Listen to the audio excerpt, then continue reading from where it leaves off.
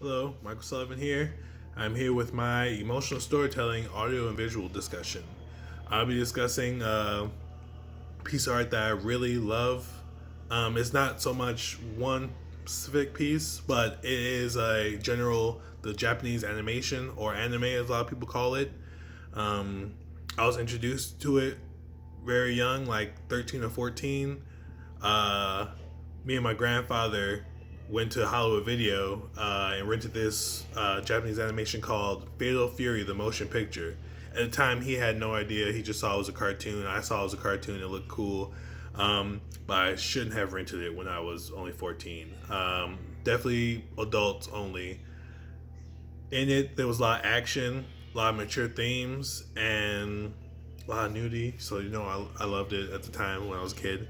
But it really resonated with me. I wanted more of this anime. I honestly probably rented that 3 or 4 times. My granddad hated it. Eventually, that led to me learning about this cartoon block on Cartoon Network called Toonami. I don't know if I'm dating myself, but I remember the first night Toonami aired. I was up late at night Saturday, just randomly seeing all these cool cartoons that I had no idea what they were or what they're about. Shows like Dragon Ball Z, Yu Yu Hakusho, what's another one? Sailor Moon, all these different ones that I've never seen all in one block for probably like 5 or 6 hours or something like that. It changed me. It changed the way I looked at cartoons. It changed the way I felt about making cartoons. I've always thought they were childish. I always wanted to do cartoons, but I didn't know that I can do a mature theme and mature things like that in my cartoons. So that really inspired me to continue with my animation. A lot of emotions, happiness. It was something new, something that I've never seen before, and I was instantly hooked. I was instantly in love with it.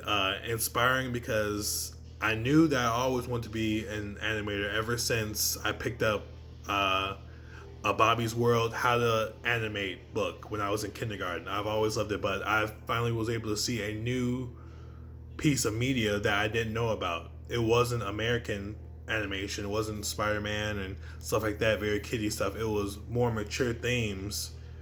They can be funnier for kids, but they always had a message to them, and that's what really hit me, was the fact that I can enjoy watching this stuff, but also had a message attached. This Ocho Outlaw Star, another anime, drew me in because every episode had something where the narrator was speaking like mature themes and inspiring quotes before the show, and they always hit me every time I watched it. I love that show for doing that every time. My favorite piece of media and Japanese animation, the ones that really made an impact, was again Fatal Fury, the motion picture. That was the first one I saw. First one I seen the coolest action, the funniest, goofiest characters, and just the overall mature theme. Dragon Ball Z, it's the greatest action cartoon of all time. Everyone knows that. Just the popularity and the success of that was inspiring and made me want to continue this. And although it's not a traditional Japanese anime, I would say the Boondocks. It was made by African American creator, Aaron McGregor. He started off as in comics in Chicago, and he basically got greenlit for a show. He loves anime as well, and that was really inspiring because I felt as a black man I wasn't alone. There was this person that loved anime just as much as I did and looked like me as well. He mixed the style and the animation and the action with our American style of humor and black community and hip hop. That alone was very powerful. I would love to do something like that. That is my number one goal, is to mix the action and mature themes and stuff of Japanese anime with the humor and hip hop and just style of like our American culture. Like that would be great for me.